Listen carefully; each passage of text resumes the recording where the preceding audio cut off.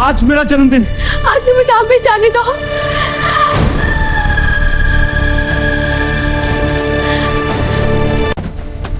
Inspector Ranjit, वर्दी पहनकर गुंडागर्दी करना भूल जाओ, क्योंकि अब इस जिले में कानून का राज नहीं। इस इंसाफ का कहर बरसेगा, बेगुनाह पर हाथ उठाना बंद कर दिया। हम अंजलि मैडम के साथ हैं। रंजीत, तुम्हें चुनौती देती हूँ। दीदी, क्या इन वर्दी वालों को उनके किए की सजा मिलेगी?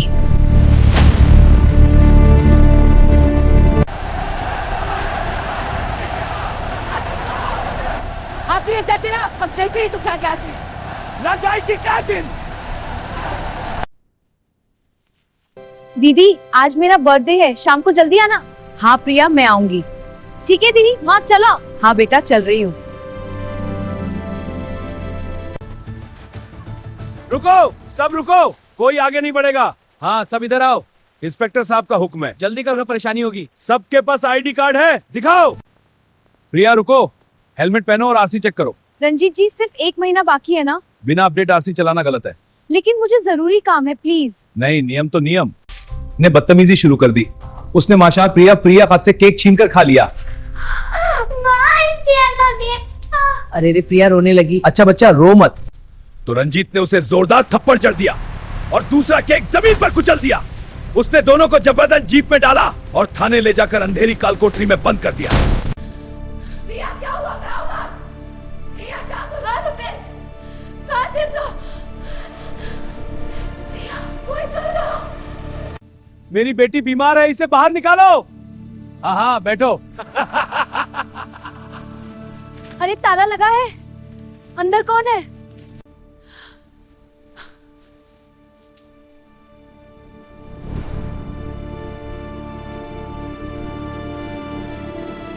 हाँ एसएसपी साहब, मैं अंजलि बोल रही हूँ।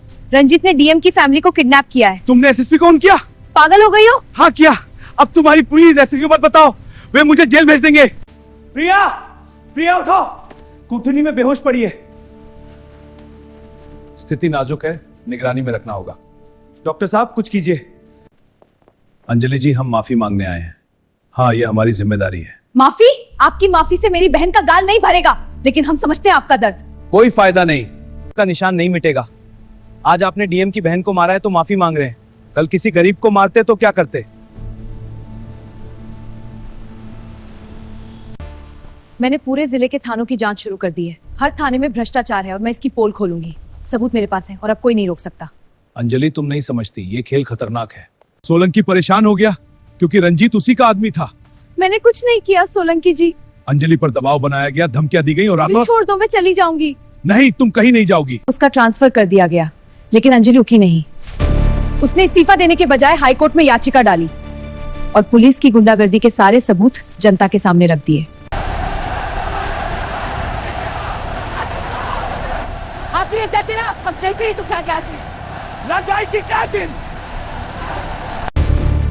ये क्या है? तुम कौन हो? सीबीआई, हाथ उतारो। बन गए। सीबीआई की रेड पड़ी और विधायक के घर से करोड़ों के काले धन के साथ रंजीत के जुल्म। ये सब झूठ है। नतीजा, मुख्यमंत्री ने अंजलि का ट्रांसफर रद्द किया और उसे लिफ्ट का हेड बनाया। मैं इस जिम्मेदारी के लिए आभारी हूँ। रंजीत को 10 साल की कड़ी सजा हुई, विधायक को उम्र कैद मिली। अंजलि ने हर थाने में सीसीटीवी और लाइव फीड अनिवार्य कर दी। बहुत अच्छा कदम है मैडम, ताकि फिर कभी कोई रंजीत किसी बेगुनाह पर हाथ न उठा सके।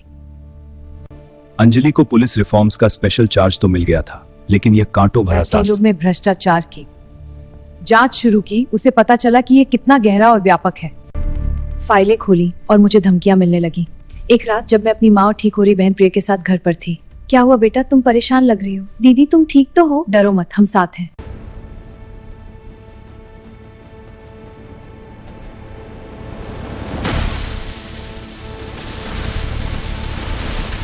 अंजलि शैम, अगर अपनी और अपनी बहन की सलाती चाहती हो तो ये जॉब दंगा पर दो। देख जाके चिल्लाते। अंजलि, मुझे बहुत डर लग रहा है। शांत रहो प्रिया, मैं हूँ। क्या है वो? कुछ है वहाँ, पीछे हटो। अंजलि, तुझे कोई नहीं बस।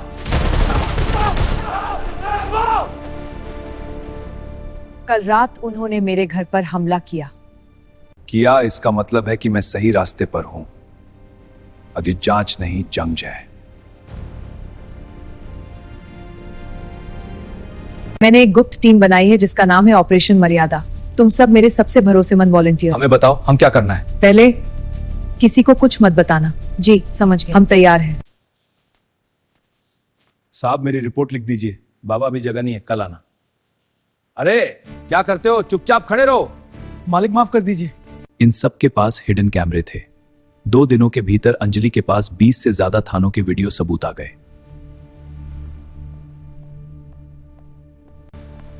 यहाँ क्या हो रहा है? रिश्वत मांगना बंद करो। तुम कौन होती हो हुक्म देने वाली? मैं अंजलि हूँ और ये सब महिलाएं गवाह हैं। अब अंदर चलते हैं, शिकायत दर्ज करवाओ।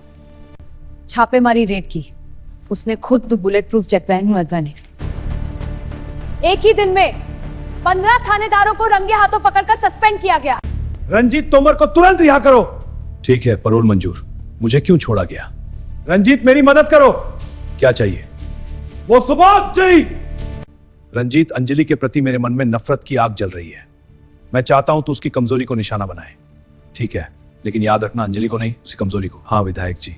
कड़ी को पकड़ो, उसकी मां और बहन को खत्म कर दो। अंजलि खुद घुटनों पर आ जाएगी। जी सर, समझ गया। कोई गलती मत करना। हाँ बिल्कुल। जाओ और काम पूरा करो। माँ आज की आरती बहुत सुंदर थी। हाँ बेटा, देवी माँ कृपा से सब अच्छा ही होगा। पकड़ो मुझे। भगवान का शुक्र है हम बच गए। अब तुम नहीं बचोगी अंजलि। लेकिन अंजलि ने पहले से ही उनकी सुरक्षा में सादिक को कमांडो तैनात कर रखे थे। आई क्या कमांडो? जैसे ही रंजीत ने हमला करना चाहा,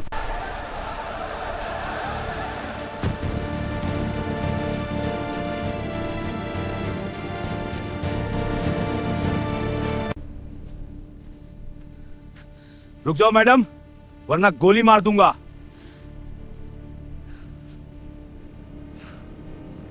रंजीत तोमर, उस दिन तुमने मेरी नई बहन पर हाथ उठाया था क्योंकि तुम्हारे पास वर्दी की हाँ किया था। सबूत? तुम्हारी वो वर्दी तुम्हें नहीं बचा पाएगी। मैं सबको सच बताऊंगी। ताकत थी, आज वर्दी भी नहीं है और कानून का शिकंजा भी कस चुका है।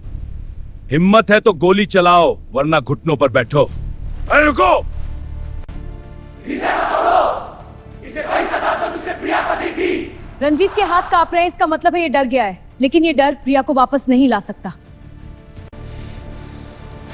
ये तो मेरी भी अपमान का है।